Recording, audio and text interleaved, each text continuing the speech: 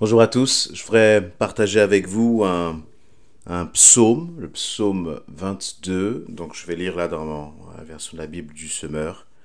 Le psaume 22 qui commence par ce titre, Mon Dieu, pourquoi m'as-tu abandonné? Pourquoi m'as-tu abandonné? Et c'est un psaume, donc psaume de David, dans un moment où il traversait des moments de souffrance, comme eh bien tu peux toi-même en traverser. Et il va dire ceci, il va comme répandre son cœur devant l'Éternel. Il va dire, mon Dieu, pourquoi m'as-tu abandonné? Tu restes loin, tu ne viens pas me secourir, malgré toutes mes plaintes. Mon Dieu, le jour j'appelle, mais tu ne réponds pas. La nuit je crie, sans trouver de repos. Pourtant, tu es le Saint qui siège sur ton trône au milieu des louanges d'Israël. En toi déjà nos pères se confiaient et ils comptaient sur toi. Tu les délivrais. Lorsqu'ils criaient à toi, ils étaient délivrés. Lorsqu'ils comptaient sur toi, ils n'étaient pas déçus. Mais moi, je suis un ver. Je ne suis plus un homme. Tout le monde m'insulte. Le peuple me méprise. Ceux qui me voient se rient de moi. Tous, ils ricanent en secouant la tête. Ils se confient en l'Éternel? Eh bien que maintenant l'Éternel le délivre. Puisqu'il trouve en lui son plaisir, qu'il le libère donc. Je vais sauter au verset 13. De nombreux taureaux m'environnent. Ces fortes bêtes du Basan sont tout autour de moi. Ils ouvrent largement leur gueule contre moi. Ils sont comme un lion qui rugit et déchire. Je suis comme une eau qui s'écoule, et tous mes os sont disloqués. Mon cœur est pareil à la cire. On dirait qu'il se fond en moi. Ma force est desséchée comme un tesson d'argile. Ma langue colle à mon palais. Tu me fais retourner à la poussière de la mort. Des hordes de chiens m'environnent. La meute des méchants m'assaille. Ils ont percé mes mains et mes pieds. Je pourrais compter tous mes os. Ils me regardent, ils me toisent. Ils se partagent mes habits et tirent au sort ma tunique. Verset 20. Mais toi, ô Éternel, ne reste pas si loin. Ô toi, ma force, viens en hâte à mon aide.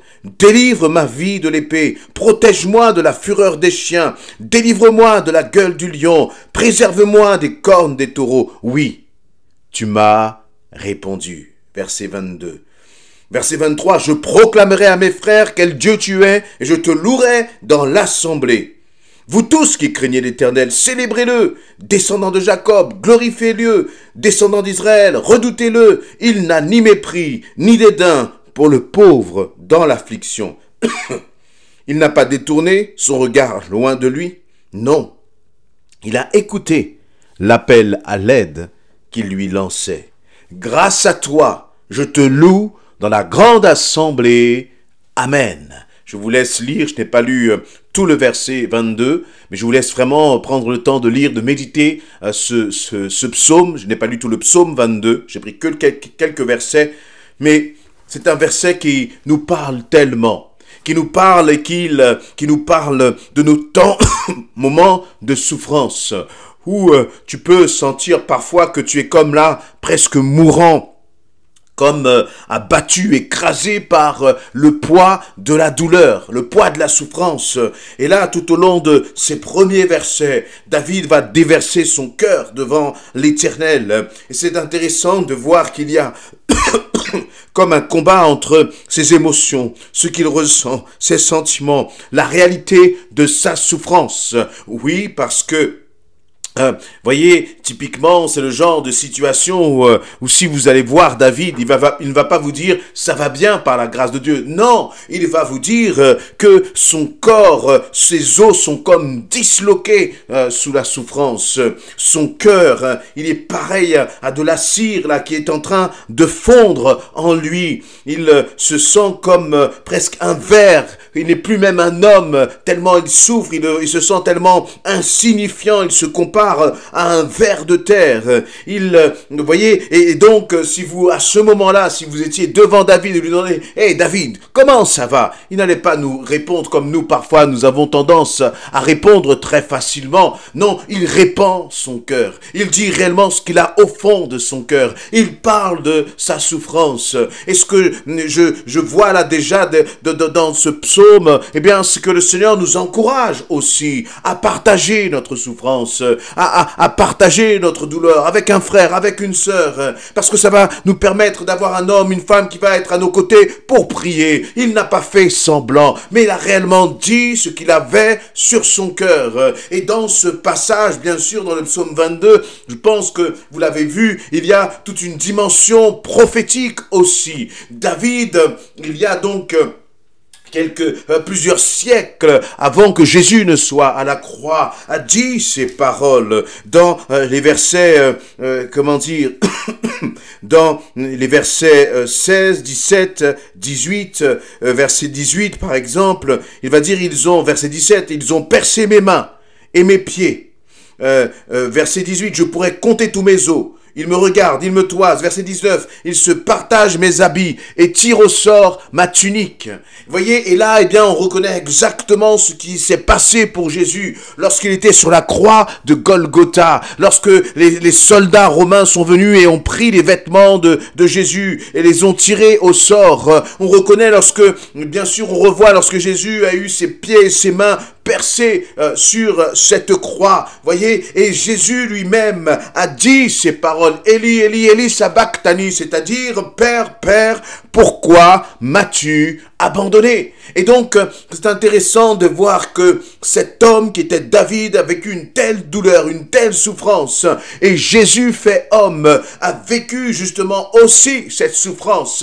Et c'est comme si Jésus te dit, mais ta souffrance, je la connais, ta souffrance, je l'ai vécue, parce que la souffrance que toi tu vis actuellement, à travers les douleurs, les doutes que tu as actuellement, moi Jésus, je sais ce que c'est, je sais ce que c'est. Et qu'est-ce qui va se passer là? C'est que il y a même un moment, on sait et on voit que David, il connaît les promesses de l'Éternel parce qu'il va dire en toi nos pères alors il dit verset 4, pourtant tu es le Saint qui siège sur son trône au milieu des louanges d'Israël. Et en toi déjà nos pères se confiaient. Oui, ils comptaient sur toi. Tu les délivrais. Lorsqu'ils criaient à toi, ils étaient délivrés. Voyez, donc on a là des temps du passé, C'est comme si David, il dit, oui, je connais ton histoire, Seigneur. Je sais déjà tout ce que tu as fait par le passé. Mais c'est comme s'il disait, mais là, aujourd'hui, je souffre. Aujourd'hui, j'ai besoin de toi. Aujourd'hui, je veux voir ta main. Je ne veux pas être sur simplement ce que l'on m'a raconté, ce que la tradition nous a transmis, mais je veux vivre ta paix parce que j'en ai besoin maintenant. Et ça, c'était le cœur de David. Et c'est ton cœur. Et je crois que le Seigneur ne va pas se contenter de te raconter les choses du passé. Il ne va pas se contenter de te dire ce qu'il a fait pour d'autres. Mais ce qu'il a fait pour d'autres, il est capable de le faire pour toi. Et d'ailleurs, c'est exactement ce qui va se passer parce que là, on voit qu'à partir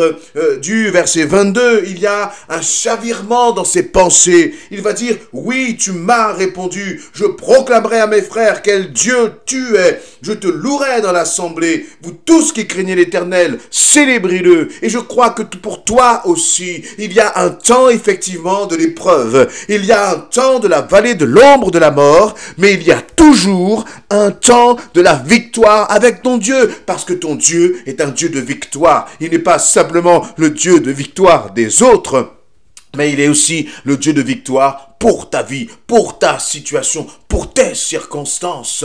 Alors, ne baisse pas les bras, parce que je le disais tout à l'heure, celui qui a réconforté David, c'est le même qui, plusieurs siècles plus tard, a sorti Jésus du tombeau. Il l'a délivré de la puissance de la mort et il l'a ressuscité. Et à travers cela, il te montre que toi aussi, tu peux être vainqueur, que toi aussi, tu seras vainqueur. Et il va dire, et on m'aurait pu se dire, mais Jésus, Seigneur, comment peux-tu répondre à un homme finalement qui a douté à un certain moment? Comment peux-tu répondre à quelqu'un qui te demande, mais Père, pourquoi m'as-tu abandonné? On aurait pu croire que Dieu va rejeter un tel homme en disant, mais non, tu as manqué de foi dans ta souffrance, tu as manqué de foi dans ta douleur, alors je ne te répondrai pas. Eh bien, pas du tout. Voilà comment Jésus réagit, voilà comment le Seigneur réagit. Quand il entend tes cris de douleur et tes cris de souffrance, il dit, il n'a ni mépris, ni dédain pour le pauvre dans l'affliction. Verset 25.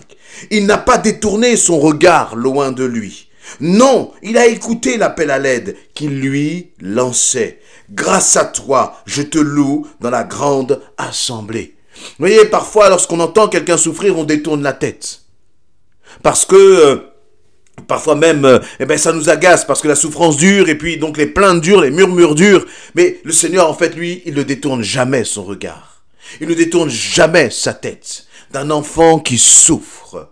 Alors lorsque tu souffres, tu peux être sûr que le Seigneur t'entend et qu'il a un plan, qu'il a une destinée. Et c'est de ne pas te laisser dans cette situation, mais c'est de te sortir de là afin que lui soit glorifié. Et c'est pour ça qu'il va dire, il n'a pas de mépris ni dédain pour le pauvre dans l'affliction. Il n'a pas détourné son regard loin de lui. Le Seigneur te dit qu'il n'a pas détourné son regard de ta situation. Et s'il n'a pas détourné son regard de ta situation, c'est que son regard est sur ta vie, sur ton cœur, sur tes pensées, sur ta situation. Sois-en sûr. Et lorsque le Seigneur regarde, ce n'est pas simplement pour être spectateur, mais si tu fais confiance à ce Dieu tout-puissant, celui qui, tout à l'heure, dans le verset 4, David avait défini comme étant « Tu es le Saint qui siège sur ton trône ». Et vous voyez, lorsqu'on rapproche ces deux versets, le verset 4 et le verset 25, eh bien, on voit que, oui Seigneur, tu es saint, oui tu sièges sur ton trône, mais même sur ton trône, tu ne dédaignes pas, tu ne méprises pas celui qui est dans l'affliction, tu ne méprises pas celui qui est dans la souffrance. Parce que si le Seigneur avait méprisé celui qui était dans la souffrance, alors Jésus lui-même à la croix aurait été méprisé. Et toi donc aussi, tu aurais été méprisé. Mais parce que tu réalises que Jésus a été, que le Père n'a pas détourné son regard, mais qu'il a sauvé son Fils à la croix, toi aussi, tu seras sauvé de la situation dans laquelle tu te trouves. Mais continue de faire confiance en ton Dieu.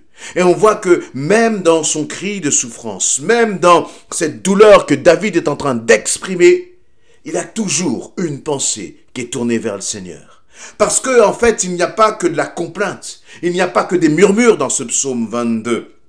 Mais il va commencer en disant, comme je l'ai dit tout à l'heure au verset 2, « Mon Dieu, pourquoi m'as-tu abandonné ?» Et en même temps, il va rappeler au verset 4, « Pourtant, tu es le sien, le saint qui siège sur son trône, au milieu des louanges d'Israël. En toi, déjà nos pères se confiaient. » Et puis là, il va commencer à rappeler qui Dieu était. Alors, dans ta souffrance, dans ta douleur, toi aussi, rappelle-toi qui Dieu est et proclame-le. Et là, qu'est-ce qui va se passer dans ton cœur? Eh bien, c'est que la tristesse va être renversée par la joie qui vient d'en haut. La crainte et la peur vont être renversées par l'assurance et la paix, parce que tu vas commencer à te rappeler qui est Dieu. Et lorsque tu vas commencer à te rappeler qui est Dieu, entre deux murmures, le Seigneur va comme éclaircir tes pensées, comme le soleil qui vient et qui chasse les nuages. Et toi aussi, tu diras, grâce à toi, Seigneur, je te loue dans la grande assemblée.